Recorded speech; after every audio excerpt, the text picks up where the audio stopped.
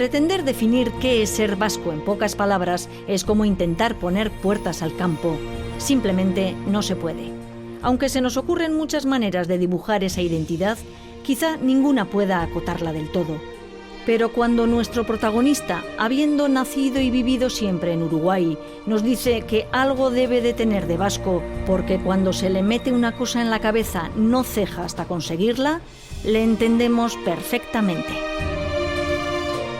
Humanista comprometido, defensor y militante de la austeridad, exguerrillero tupamaro, pasó años entre rejas, vivió del cultivo profesional de flores y ha presidido durante 5 años Uruguay. Hoy vamos a desvelarle sus auténticos orígenes a este inusual político, José Múgica Cordano.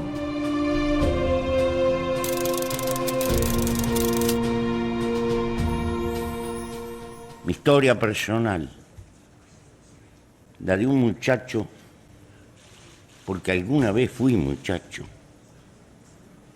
que como otros quiso cambiar su época y su mundo tras un sueño, el de una sociedad libertaria y sin clases.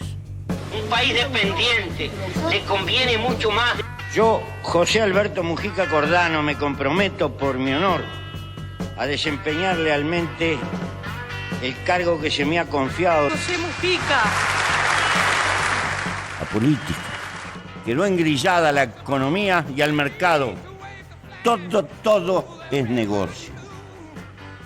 Lo único trascendente, amor, amistad, aventura, solidaridad, familia.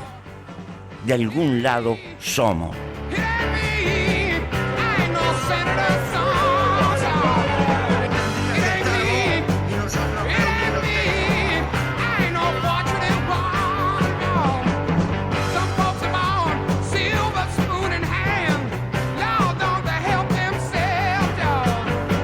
De la tierra, de las relaciones humanas, de cuidar a los hijos.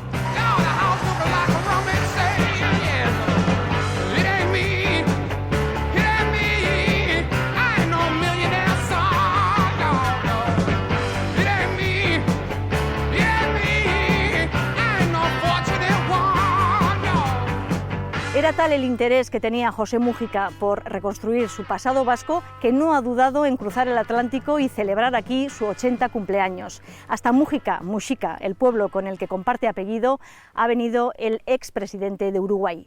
Nosotros en este programa vamos a desvelarle que en contra de lo que se ha dicho, sus raíces no se hunden aquí. A garrotazos, como hacían todos los múgicas. Los múgicas eran especializados en hacer propuestas que nadie podía rechazar. Fue conocido, yo creo que como el mayor depredador sexual de la historia vasca. Esta es nacida en San Sebastián y él es nacido en Tolosa. Estos son los que van a América. Emigrar en aquella época debió ser algo terriblemente duro, porque era como cortar amarras. Con suerte alguna carta muy de vez en cuando. 2 años después de casarse, saltan a América.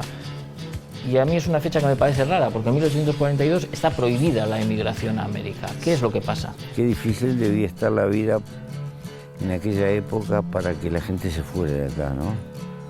Un lugar tan bonito. Alubia todos los días y el aceite era el pedazo de tocino del cerdo que se había matado. Esa gente debió haber sufrido muchísimo.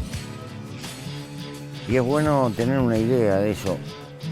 En un mundo que se va modernizando y donde la gente tiene a veces una debilidad reclamante espantosa. Estos Múgica salen de este caserío. Progresivamente me estoy acercando al hoyo y tal vez me están agarrando preocupaciones que no tenía. José, vamos a hablar de sus orígenes, de sus antepasados, de su familia, que parte de estas tierras y sí, se va seguramente a buscar un futuro mejor hacia Uruguay. Sí, como miles, ¿no? Sí. Fue una época de una fuertísima inmigración.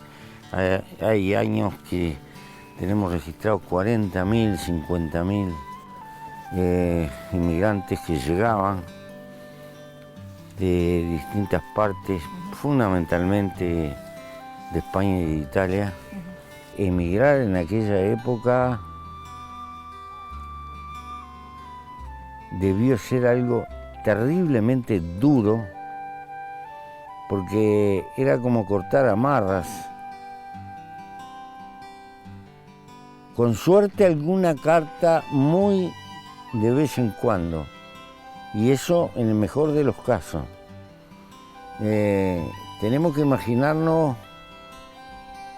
barcos que si los miramos hoy y nos dijeran que tenemos que cruzar una bahía, temblaríamos y probablemente ir en condiciones amontonados, Difíciles. muy difíciles, y sabiendo que se van lo más probable para no retornar, ¿no?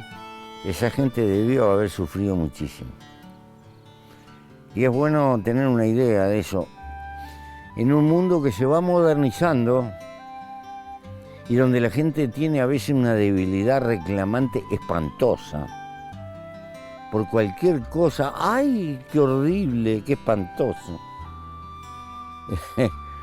Y uno piensa que si los seres humanos hubieran sido tan débiles, no hubieran llegado a donde llegaron. Pero bueno, las nuevas generaciones no tienen por qué tener memoria de los padecimientos de los que nos crearon atrás. José, este programa, que se llama Todos los apellidos vascos, le puede ayudar a buscar ese origen de su apellido Múgica y de otros apellidos vascos que tiene usted en su genealogía. ¿Se acordaría usted de sus 8 primeros apellidos? No, me acuerdo de algunos nomás, me acuerdo de los Cordano, me acuerdo de la rama materna, Cordano, Llorelo, y de los vascos Mujica, Cipriani, que ese es un apellido, o parecido, ese es un apellido italiano. Con la colaboración de José Múgica y con la ayuda de nuestros historiadores, reconstruimos sus 8 primeros apellidos, hasta donde hemos podido llegar: 4 paternos y 2 maternos. Múgica, Cordano, Terra, Llorelo, Cipriani, Terra. No hay un Mujica único que desciende de una línea pristina. Aparece el apellido por muchos lugares. Quiere decir que es un apellido viejo, que hace mucho que está dando vuelta, y sé que hay Mujicas por otros lados, así que otros me dicen de que quiere decir durazno o melocotón o algo por el estilo. Recuerdo que en la contienda presidencial de 2009, 3 candidatos de origen vasco: Bordaberría, Lacalle, usted mismo. Sí, era una disputa entre descendientes de vascos. Es así. Así que un vasco iba a ganar. Fijo. ¿Echa de menos la política? No. ¿O uno no deja nunca de ser político? No, yo no dejo nunca. Soy senador y ahora cuando me vaya tengo que recuperar el trabajo en el Senado y eso. Y bueno, y vamos a andar hasta que la máquina ande. Sus padres, su padre, su madre, su abuela, su abuelo, ¿pudo usted mantener conversaciones con ellos para hablar del origen? No, yo tuve conversaciones con mis abuelos y con mis padres, pero por la línea materna. Uh-huh. Por el lado vasco no conocía a mis abuelos. Y mi padre falleció cuando yo tenía 7 años, lo que quiere decir que seguramente en los recuerdos de la familia quedaron cosas que yo no me enteré. ¿Y tiene usted algún recuerdo de su padre? Sí, tengo fotos, tengo recuerdos. Era un hombre, un pequeño hacendado, tenía un poco de tierra y había trabajado el ganado de joven. Mi madre era descendiente de inmigrantes italianos que hicieron una colonia. Presentaban 2 culturas totalmente distintas. Mi padre era ganadero más que nada. Mi madre pertenecía a una cultura mucho más integrada de trabajo de la tierra, de ganado, de siembra, de fruta, de cocina, en fin. Ha venido varias veces a Euskadi y en esta ocasión viene también por un motivo de buscar esas raíces, esos orígenes. Yo no busco por hallar, busco por saber.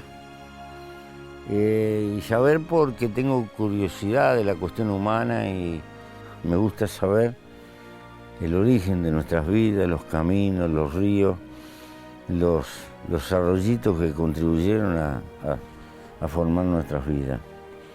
Por eso, ahora que tenía un poco de tiempo, me gustó venir de vuelta y mirar este paisaje y hacerme algunas preguntas. La pregunta más grave, qué difícil debía estar la vida en aquella época para que la gente se fuera de acá, ¿no? Un lugar tan bonito.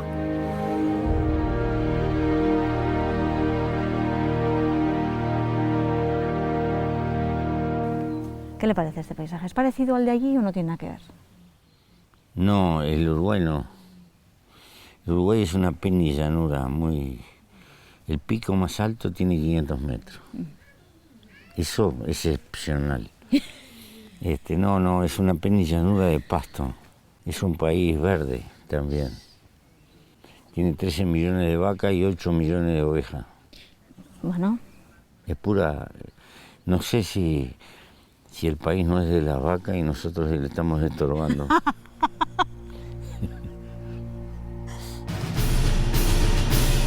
Después de nuestro primer contacto con este filósofo y mientras nuestro equipo de investigación hace su trabajo, nos acercamos a la Casa Torre de los Múgica, de donde nuestro protagonista creía que procedía. Nos hemos puesto en contacto con Alberto Santana para que nos cuente los terribles sucesos que ocurrieron en esta casa. ¿Por qué durante tanto tiempo se ha mantenido que los orígenes del expresidente de Uruguay, José Múgica, podían ser de aquí? Pues es una confusión sencilla, pero que nadie se ha preocupado de desentrañar hasta hace 4 días. Porque se llama Muxica y porque este es el lugar donde los muxicas más importantes de la historia han vivido y se han asentado desde hace 700 años. Esta casa-torre es imponente. Esto tiene su historia. Pues era todavía mucho más grande, era todavía mucho más potente. Está reducida, está jibarizada, está reducida a 1/3 de su anchura y a la mitad de su altura. Así que tenía que ser, esta era la casa del terror, esta era una casa enorme. ¿Por qué, Alberto? Pues porque estos eran los jefes, la cabeza del bando oñacino en Vizcaya. Son una de las 2 grandes familias de señores feudales vizcaínos, uno de los grandes señores feudales vascos, son los Múgicas. Y controlaban sobre todo, ¿sabes qué? Además de las comunicaciones y el tráfico, las iglesias. La mejor empresa de los Múgica era ser dueños de iglesias. ¿Y cómo se hacían dueños de las iglesias? Pues a golpes, a garrotazos, como hacían todos los Múgicas. Los Múgicas eran especializados en hacer propuestas que nadie podía rechazar. Alberto, ¿quién es Tristán de Múgica, el señor de los puentes o del puente? Tristán de Múgica es uno de los muchos bastardos de los Múgica. Tuvieron muchísimos más bastardos que hijos legítimos. De hecho, si habría alguna posibilidad de que Pepe Múgica procediera aquí, procedería de alguna línea bastarda. Tristán es uno de los bastardos de fines del siglo XV. Tiene a su hermano mayor, el hermano heredero del poder el Múgica, que es Juan Alonso, que vive en la Casa Torre. Pero él vive con algunas mujeres que se ha procurado abajo en el valle, cerca del puente. Y es quien se encarga de las tareas sucias de la familia. Este es el que golpea, este es el que asalta, este es el que viola, este es el que controla el paso por los puentes en la cuenca de Loca hasta el final de la desembocadura, hasta los puertos de embarque, por lo menos, de Guernica. Es el gorila de la familia, es el hombre duro.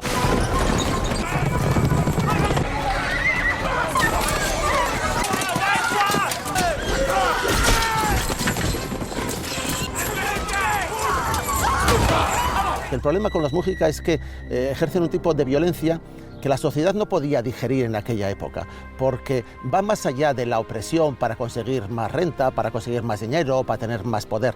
Es una violencia gratuita que solo les beneficia a ellos. La llamo la Casa del Terror, pero es verdad que inspiró pánico a las gentes de la época, a las gentes, sobre todo a las mujeres, y te diría más, a las mujeres jóvenes. Juan Alonso II de Múgica, el dueño de esta casa, el que erigió esta casa, el que reconstruyó esta casa, fue conocido, yo creo que como el mayor depredador sexual de la historia vasca. ¿Qué me estás diciendo? Un salvaje, un salvaje. Te he traído incluso un pleito pequeño que se cita, se abre expresamente contra Alonso de Múgica. Y dice, en 1480, dice, a petición de Pedro de Avendaño, emplazamos a Juan Alonso de Múgica, señor de Aramayona y de Múgica, para que se defienda de las acusaciones de rapto, violación, asesinato y otros delitos. Y lo detalla y dice, porque vos, Alonso de Múgica, habedes tomado ciertas doncellas vírgenes fijosdalgo hasta el número de 150 doncellas o más, las cuales o la mayor parte de ellas dice que por la fuerza y contra su voluntad de ellas y la voluntad de sus padres y sus madres y parientes, y las habedes corrompido y desflorado su virginidad, siendo doncellas menores, por manera que la mayor de ellas solo tenía 14 años, Qué la más brutalidad. viejita de ellas. Y por eso la acusan de rapto, de incesto, de estupro. Es un auténtico salvaje. La sociedad de la época era violenta y hubiese aceptado formas de violencia como el robo, el asalto o apropiarse de cosas que no eran suyas. Eso lo hubiese aceptado, pero este tipo de cosas ya no. Eso es lo que te voy a decir. Hoy en día eso, vamos, haría levantarse a la sociedad de Busturialdea. ¿Qué hacía la sociedad hace 600 años? Pues afortunadamente podían demandarle y le demandaron. No consiguieron nada, pero pudieron llevarle a juicio. Y ya para entonces era un avance tremendo. Pero la sociedad no podía hacer nada. Así que esta gente, efectivamente, gente como Juan Alonso de Múgica, regó la comarca y regó Vizcaya de bastardos. Había muchos múgicas que no eran múgicas descendientes directos o con derechos a tener alguna participación en la casa o en las propiedades, sino que solo llevaban el apellido Múgica porque su abuela había sido desflorada por un múgica. Hola, chiquilla.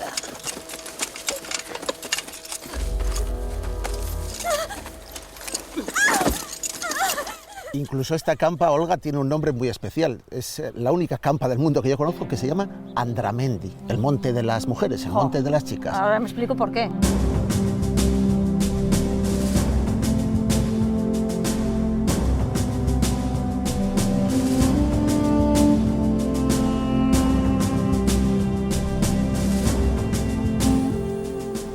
No te haces idea, Olga, de lo fuerte y poderosa que es la casa de Múgica. Estos muros tienen más de 2 metros de ancho y las piedras que se utilizaron para hacerlo, fíjate qué pedruscos enormes. Grandes, ¿eh? Enormes, enormes. Grandes. Desde luego no son piedras que pueda levantar una sola persona. Alguna rijasochaile poderoso, igual sí, pero escasamente, de récord. Estas son las piedras más grandes que tenga cualquier otra casa, torre o castillo de Euskal Herria. Yo no las he visto en ninguna otra casa privada. Hay castillos reales que también las tenían muy grandes, los navarros, pero como casa privada, enorme, colosal, colosal. Para la técnica de aquella época, indestructible, inasaltable. Y a pesar de eso, aprovechando que estaba él fuera, un día se la quemaron. Vino la Por las hermandad. tropelías. Por las tropelías y los abusos que estaba cometiendo, sí, sí.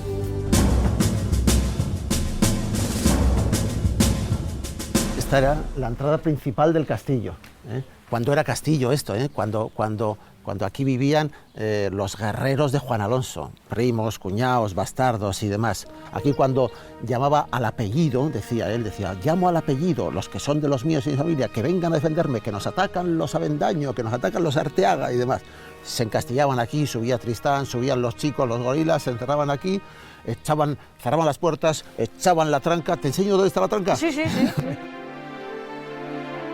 Ya ves lo potentes que son estos muros de piedra, esto Sí. ya ves que es casi inabarcable.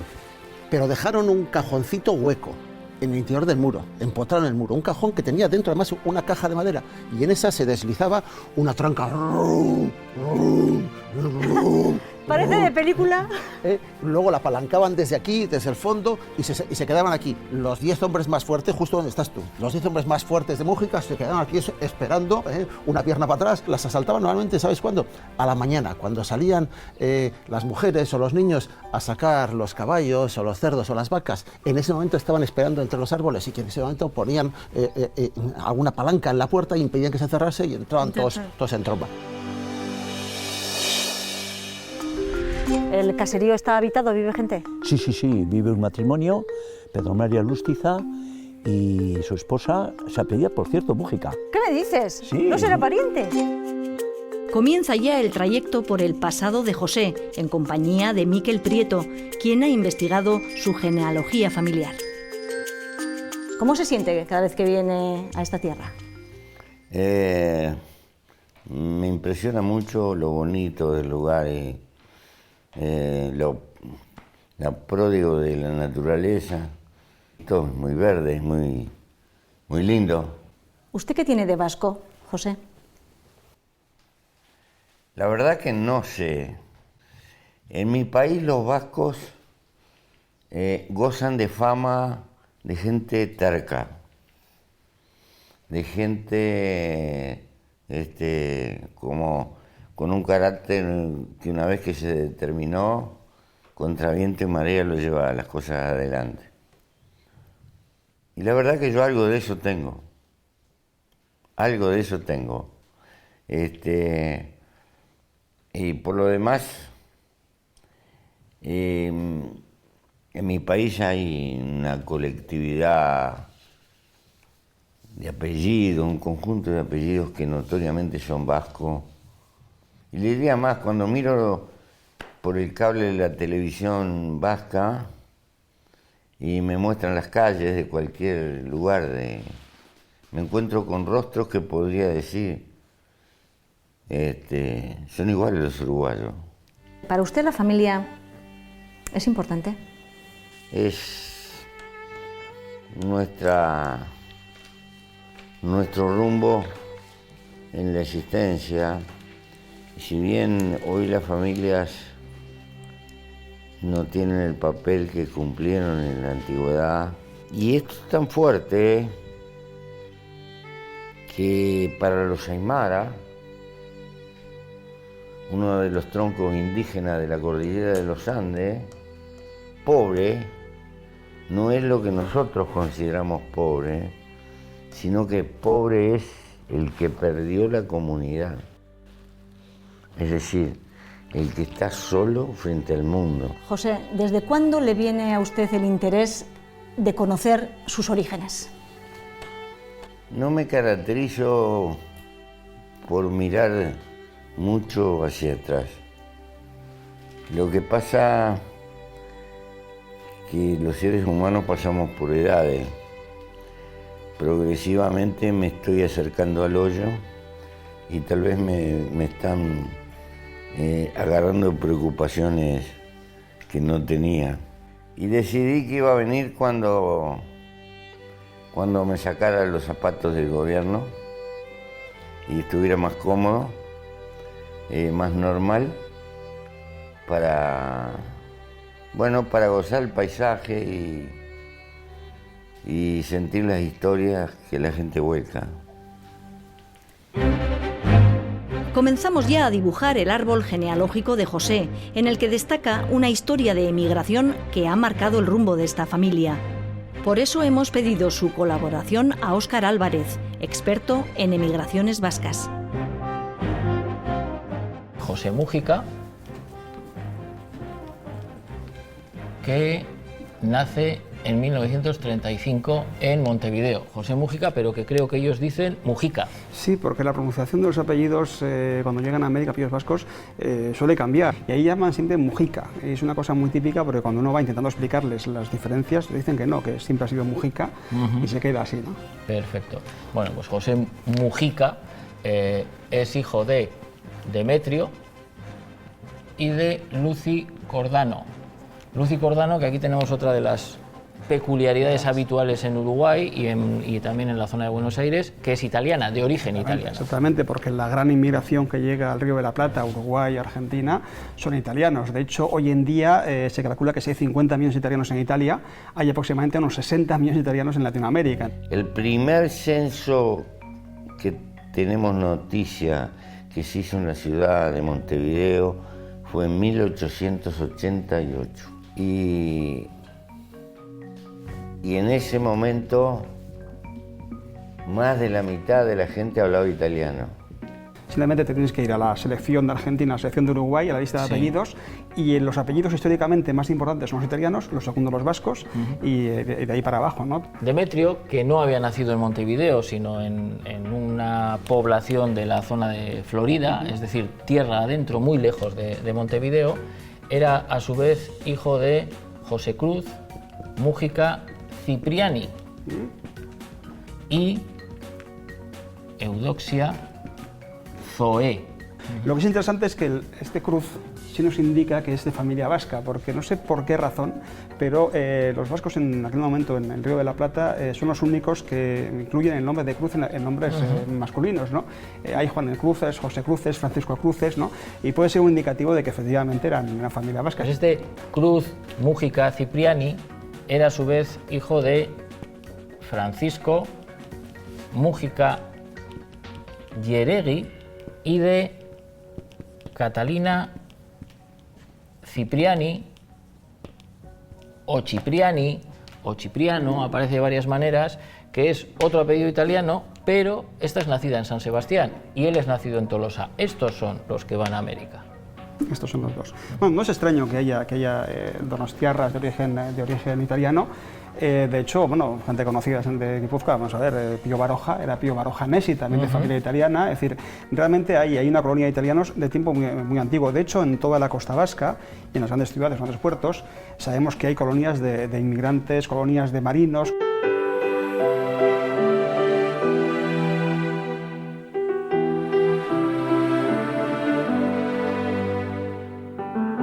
Miguel, ¿qué sabemos del bisabuelo Francisco y de la bisabuela Catalina? ¿Cuándo se casan? Se casan en 1840 en San Sebastián, en la iglesia de San Vicente. Y de ahí a 2 años emigran para Uruguay.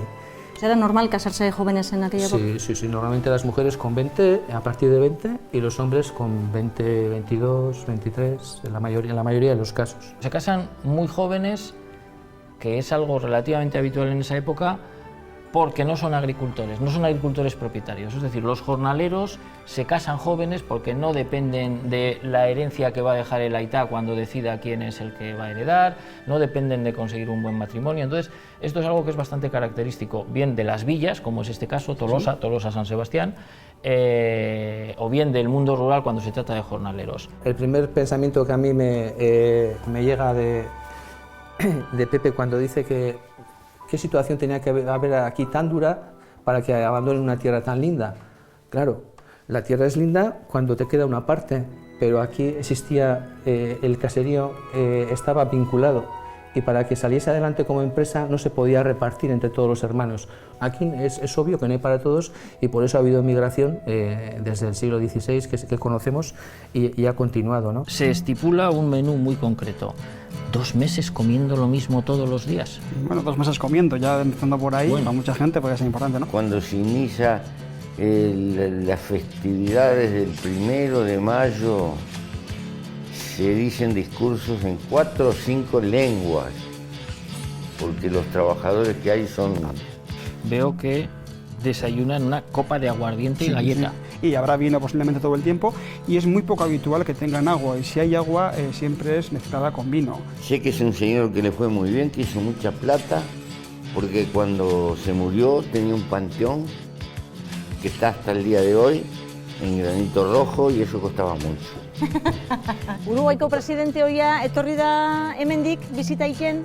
Bai. Da? Ordu Hau guste zaion. Gusteiako hau. Bai. Dudate. Por lo menos era hábil para enamorar a chicas que tenían mucha plata. Para situar a los antepasados de nuestro Mujica, hemos recurrido a Josecho Zufiaurre, un etnógrafo que conoce al dedillo la zona rural de donde proceden. Aquellos eran caseros, labradores, ganaderos, en fin, lo que era un caserío, ¿no? Hoy la vida del campo ya resulta dura, pero hace siglos, cuando no existía la maquinaria que ahora facilita numerosas labores y todo el trabajo se hacía a mano con la ayuda de animales, las condiciones eran extremadamente severas. ¿Cuál es el modus vivendi de esas familias? ¿Viven de lo que les da el caserío, de lo que les da el baserri? Se vivía del producto que se conseguía en el propio caserío, tanto vegetal como animal. ¿Qué animales tenían? Pues aparte de las vacas, para pues criar terneros, tener leche, etcétera. Aparte de eso, pues tenían cerdos. Y después, pues se cosechaba mucha alubia. La comida, pues, pero no solamente en 1700, hasta 1930 y 40 he conocido yo. Alubia todos los días. Y el aceite era el pedazo de tocino del cerdo que se había matado. El pan se hacía en casa. Estamos ante una gente humilde que trabaja de sol a sol, porque esta gente para el martes a la tarde ya había cumplido la jornada de 35 horas. Hombre, se había cumplido, vaya que sí, vaya que se había cumplido. ¿Y luego se levantaba tempranísimo porque la comida del ganado, que es la hierba, se corta diariamente. Y cuando estas familias logran ahorrar unos dinerillos, ¿hacen lo posible por salir del Baserri e irse a la localidad próspera más cercana? En 1860, entre 50 y 60, ya se hace el ferrocarril de Irún hasta Madrid. En esas fechas se instala la primera fábrica, diríamos, no ferrería, sino fábrica ya más moderna, con un alto horno, en Beasain, la actual CAF. Y entonces sí empiezan a salir a trabajar esas fábricas. Empieza a ser como tractor ya industrial, ¿no?, de la zona. Exactamente.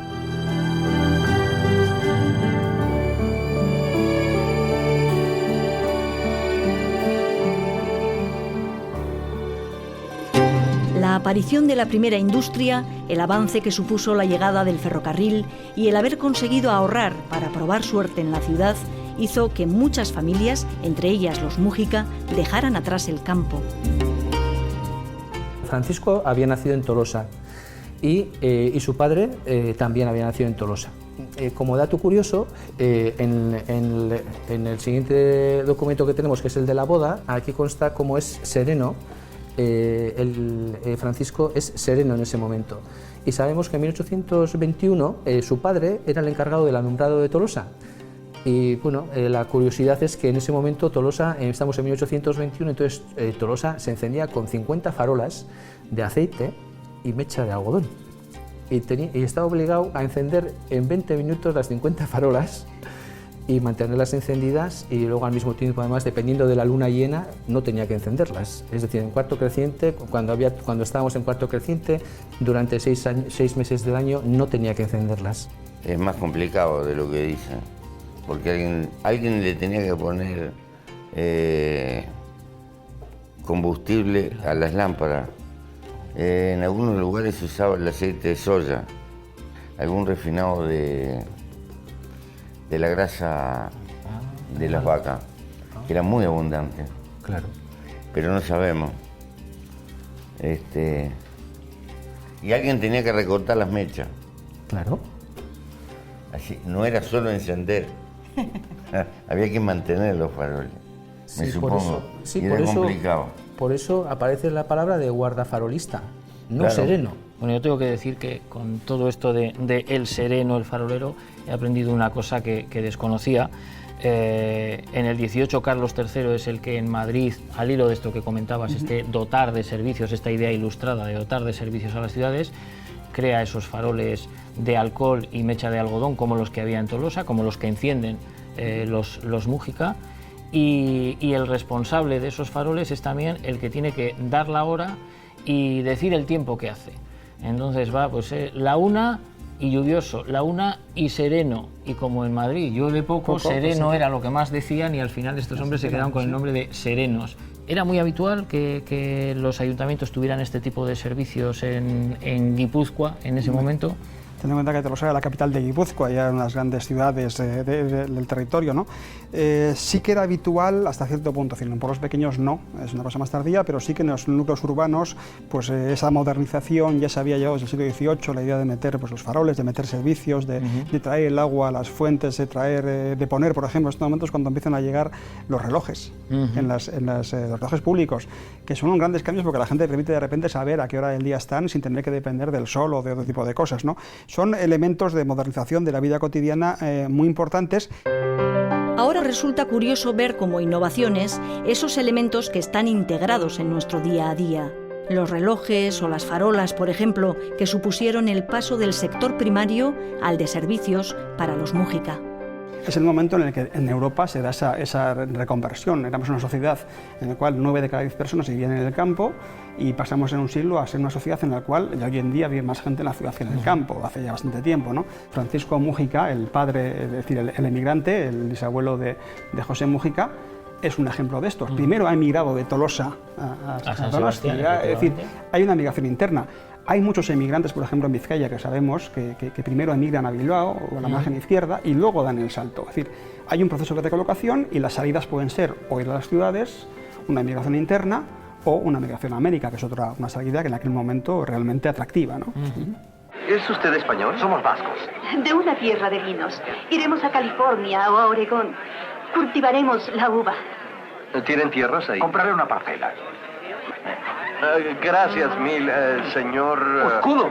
Sí. Entonces, en este caso, es muy posible aventurar o pensar que cuando él piensa emigrar no con esa idea de atractivo, como fue Iparraguirre, de ir a tener una bajada con miles de ovejas, que lo intentó, sino posiblemente hay una ciudad como Montevideo, donde, bueno, pues una ciudad más grande, en la que posiblemente había sitio para serenos, sitio para alguien que hiciera faroles o sitio para cualquier tipo de oficio que fuera urbano o importante. Hay mucha migración, por ejemplo, de Donostia, de chocolateros, que tienen mucha fama en Uruguay, artesanos de todo tipo, zapateros, por ejemplo los de Sparren, que es un lugar en Iparralde con mucha tradición en zapatería.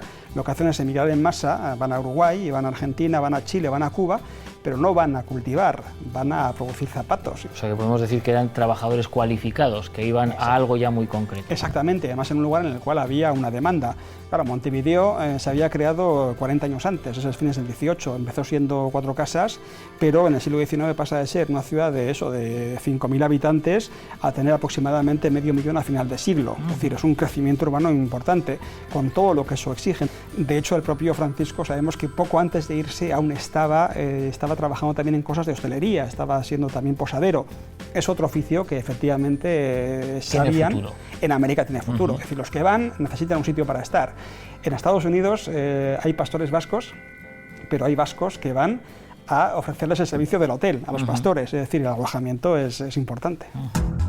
Así que, animados por ese espíritu emprendedor y por la tierra de oportunidades que parecía ser América, Francisco Mújica y Catalina Chipiriani, los bisabuelos de José Mújica, decidieron cruzar el Atlántico en 1842. 2 años después de casarse, saltan a América. Y a mí es una fecha que me parece rara, porque en 1842 está prohibida la emigración a América. ¿Qué es lo que pasa? Bueno, técnicamente lo está. España no ha reconocido la independencia de las colonias americanas, no lo hace hasta el año 53, con lo cual técnicamente son provincias rebeldes, con lo cual legalmente nadie puede pedir un pasaporte para emigrar a esos lugares. Pero el año 42 es interesante en Guipúzcoa en concreto, y es una suerte que tengamos esta fecha porque tenemos la documentación de esta emigración.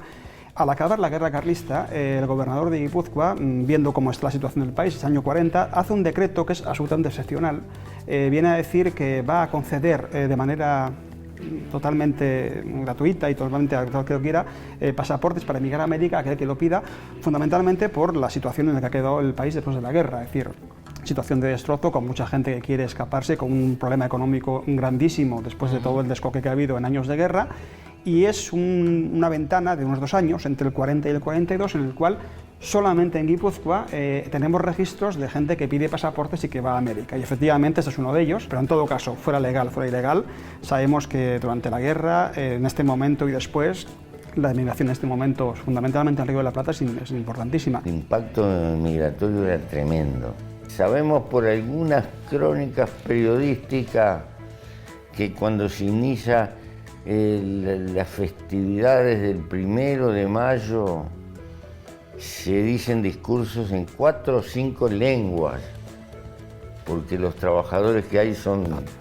Hay comentarios de escritores de la época, periodistas incluso, argentinos y eso, y hablan de la presencia de vascos que llevaban tareas adelante y eso. De hecho, en la década de los 40, entre el 40 y el 50, Montevideo lo llaman la etapa vasca de la emigración, o la etapa de los barcos de vela, porque realmente el gran aporte migratorio de esa época son vascos del norte y del sur, que llegan en estos barcos de vela. Ellos viajaron en la fragata Chateaubriand. Entonces, claro, esas fragatas todavía no tenían vapor, toda vela.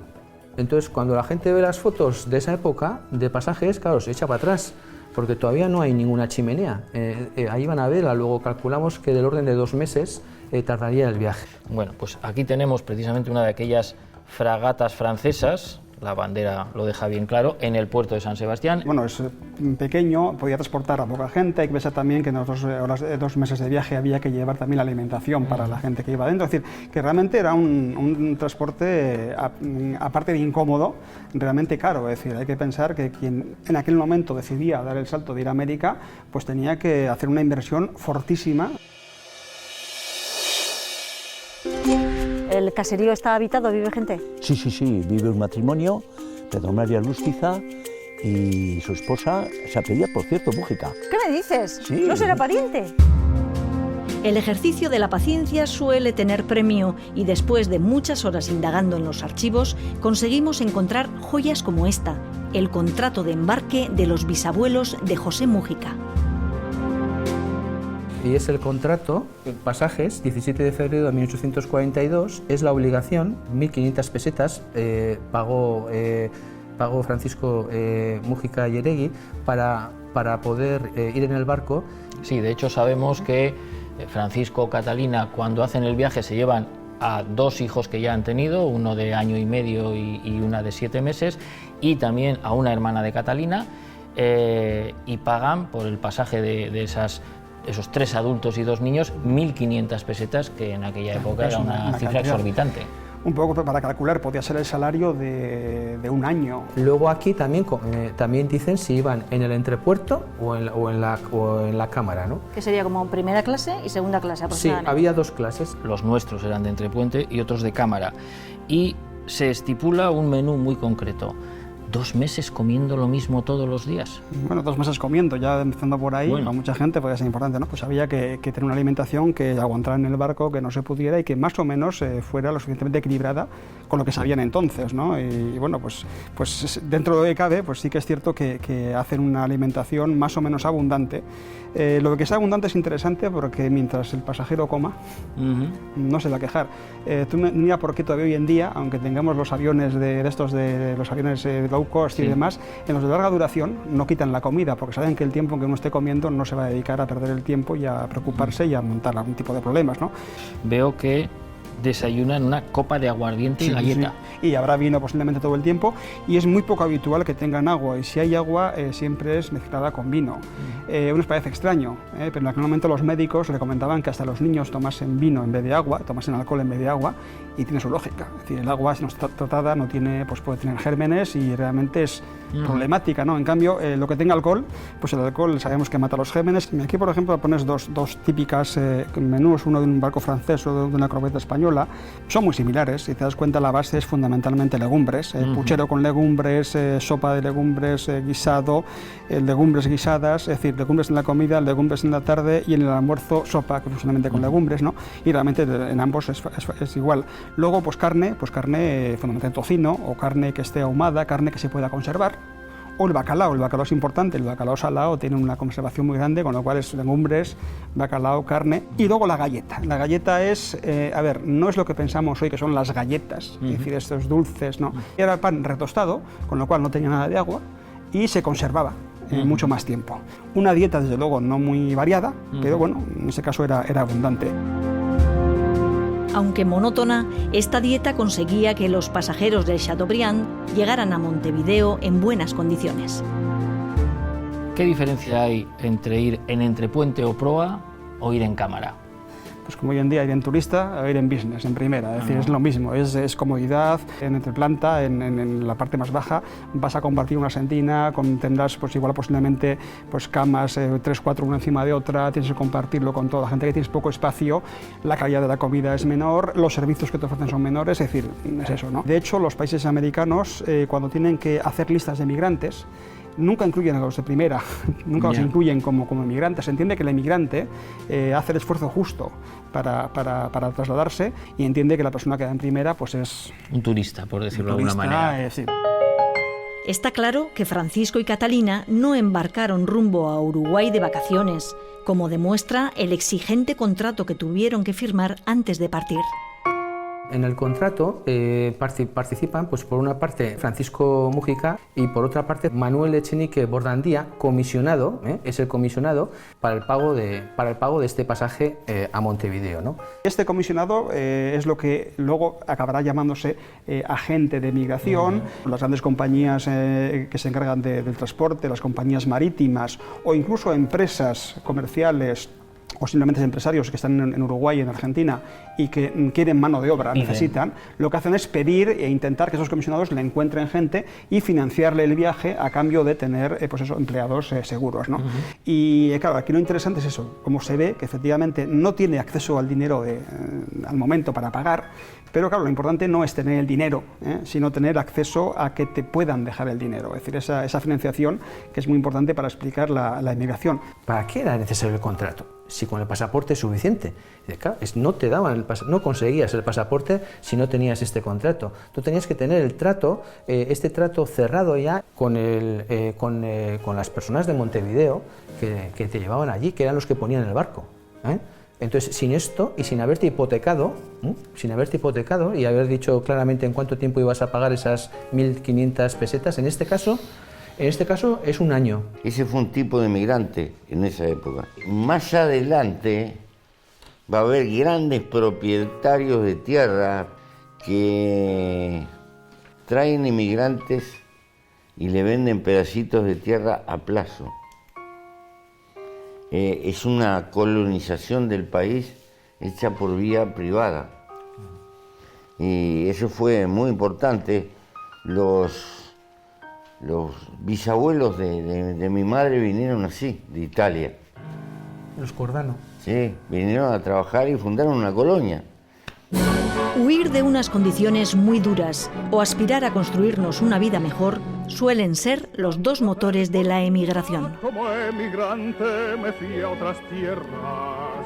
Lo cierto es que ambos elementos se entrecruzan, ¿no? Pero sí que es cierto una cosa, es decir, hay que pensar que la gente que emigraba a América no podía ser la gente más pobre, no podía ser la gente más miserable, porque tener acceso a que te puedan financiar para el viaje 1.500 pesetas, que es una cantidad exorbitante, está fuera del alcance de muchas personas, ¿no? Hay un balance, ¿no?, entre una situación que efectivamente estaba empeorando en el País Vasco y por otra parte tenemos un país emergente, un país en el cual hay tierras disponibles, donde hay una economía que está en auge, donde hay necesidad y atractivos para que la gente vaya y pueda desarrollar su trabajo, su industria, no solamente campesinos, sino gente con oficios que van a las nuevas ciudades.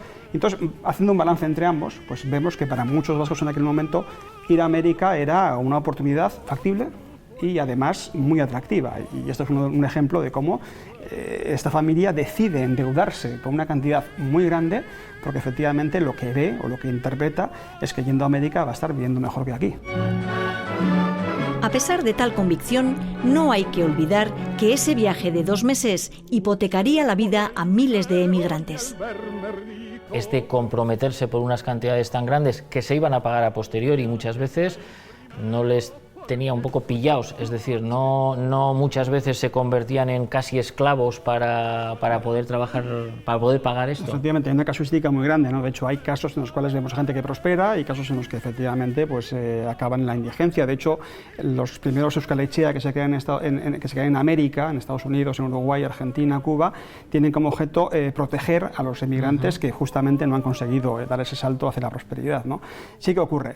Y de hecho es una práctica que no es invento nuestro, se lleva aplicando en Europa desde épocas coloniales. De hecho, en Estados Unidos se llamaban los esclavos bajo contrato. De hecho, ese tipo de prácticas las tenemos hoy en día también. O sea, mucha gente que llega de Sudamérica, de los países del este hasta nosotros con contratos, luego nos encontramos en la prensa con que trabajan prácticamente como esclavos durante mucho tiempo. Sí. No, efectivamente, digamos que en emigración hemos inventado poco, es decir, estamos repitiendo pautas que solamente la diferencia es que nosotros recibimos y antes enviábamos, ¿no? Así todo, aunque la gente era consciente de que había ese riesgo, no por ello dejaban de emigrar.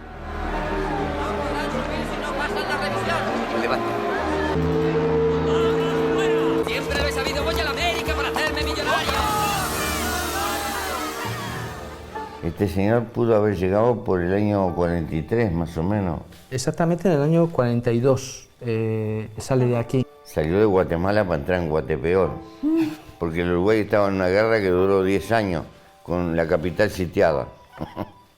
Sí, es un periodo muy duro de la historia, se llamó la Guerra Grande.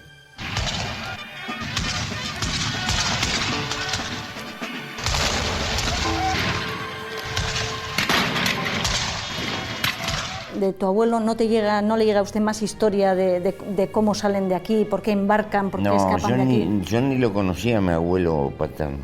Trabó relación sentimental con una joven que era descendiente de antiguos brasileros, tenía 4 o 5 mil cuadras de campo.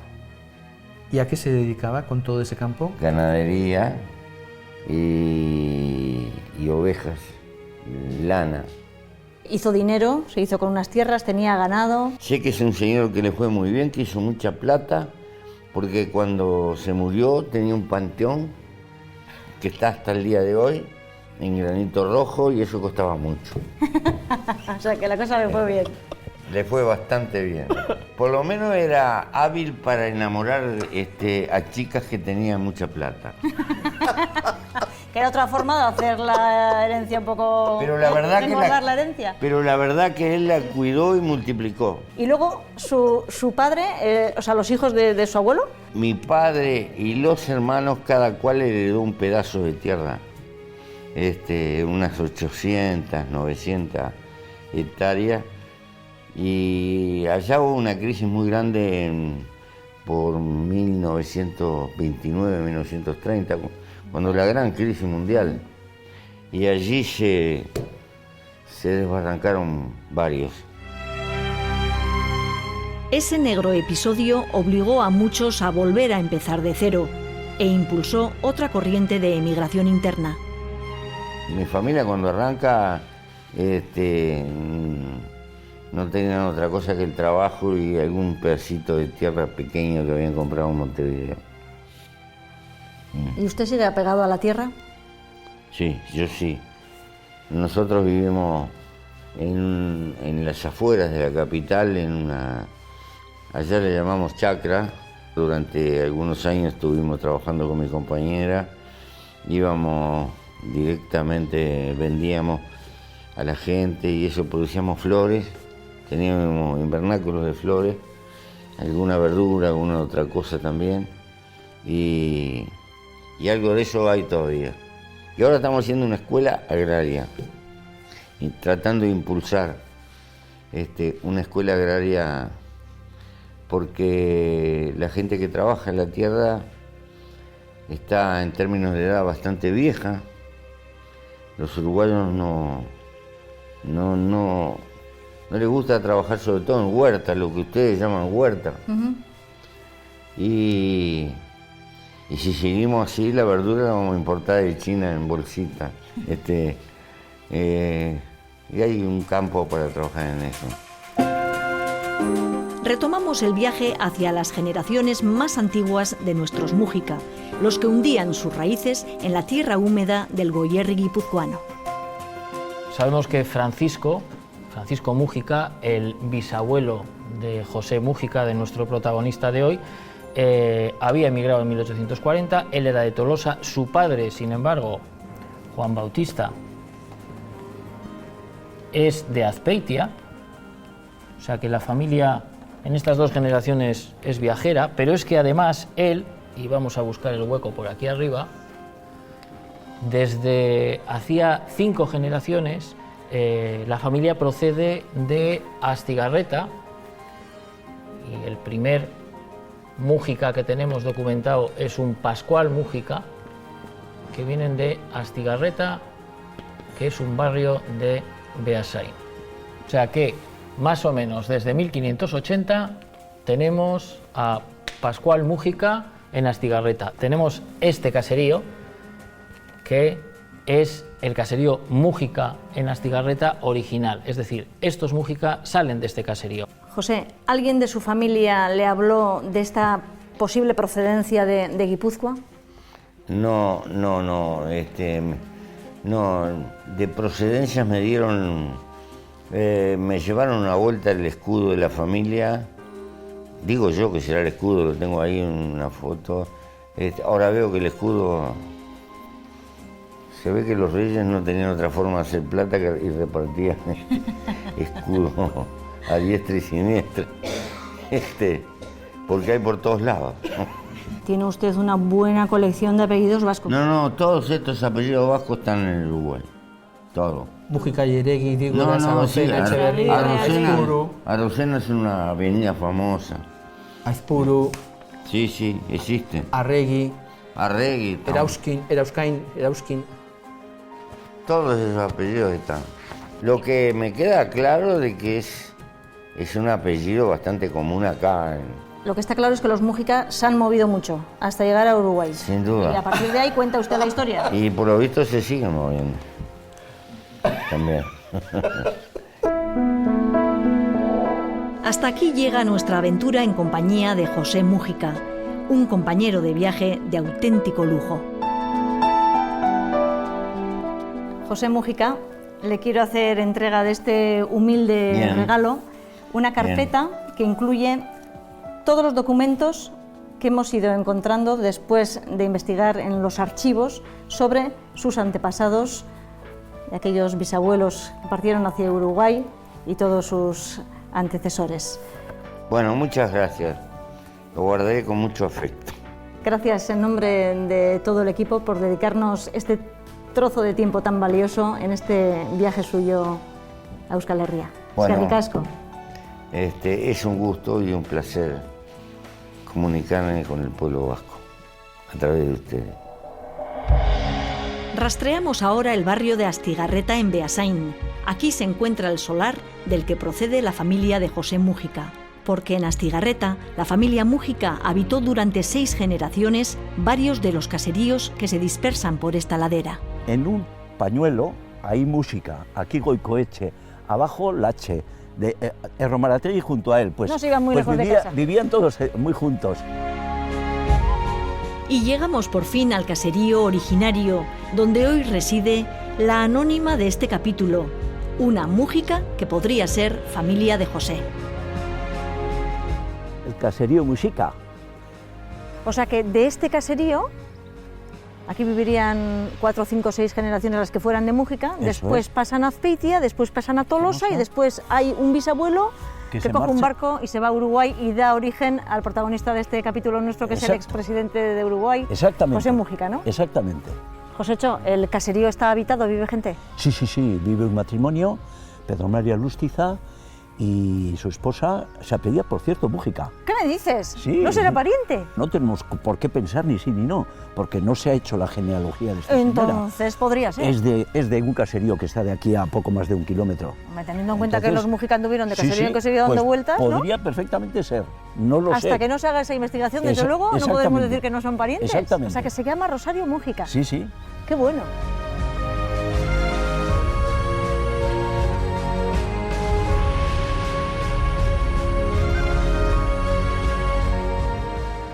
Pedro Mari, hemen aita eta aitite bizi ziren hemen ja, baserri honetan. Bai, etorri ziren honea. Da zuek, Rosario, noiztik zauzi hemen biziken? Ni 26 urte izan nazki. Eskondu bintik, ni berz hemen jaiota. Zu hemen jaiota, da zuia eskondu zinen, ez da? Hori da. Uruguaiko presidente hoia etorri da hemendik bizita egiten? Bai. Da? Ordu ete, zer kontari ibili zinen hemen zuen artien? Bueno, zekon, bizkat, bati bat gehiena, bizki modu, lehen zangaletik onutzatzea gambio egin. Hemen bintzat, makindagi lan haitiko taldapat biela, lehen ganauk inda, kosetxa bertan iketzala laurea doana, eta ganau esente, oan joan, ganau kendu horrek eta dola makinak hartziko eta leku txarrak. Guztua galtzen. Bai? Ikusten pixka gambara eta ikusit. Bai, esaten zonbeak, harrituta gehitu zala gambarekin. Guztua da, biligin. Karo, 16. gizaldiko gambarea da. Gustatu zitzaion? Gambara gustatu zaion? Bai, bea periodikon adirazi zon, hemengo gambarea guztaut zaiola ikaragarri. Estando allí, ¿cómo no íbamos a subir a ver ese desván? Gustatu zaion? Bai, guztua egi izan, begeraki. Be Andrea eta hanek benkatzi bilin ikuskaten. Postrege utziz ez nio Andreak. Hau guste zaion, guztiakon hau. Bai, duda epe. Pascual Mújica es el primer Mújica que tenemos documentado hacia 1580 en este caserío. O sea que el caserío también puede ser de la misma época igual. Perfectamente.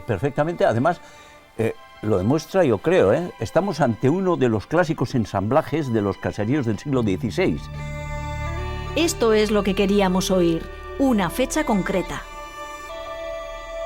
Por fin hemos pisado la tierra donde se hunden las raíces vascas del expresidente de Uruguay, tierra guipuzcoana, por cierto. Aquí, en el barrio Astigarreta de Beasain, entre las paredes del caserío Mújica, vivieron los antepasados de José Mújica hace casi 500 años. Misión cumplida. Son jóvenes, tienen tiempo el amor. Si son veteranos, denle tiempo a la amistad. Pierdan tiempo en cosas que no generan plata, pero que le dan ganas de vivir. Con esta certeza tan necesaria y que tan a menudo olvidamos, nos despedimos hoy. Nuestra nave volverá a navegar en una semana hacia donde nos lleven los apellidos de nuestro próximo protagonista.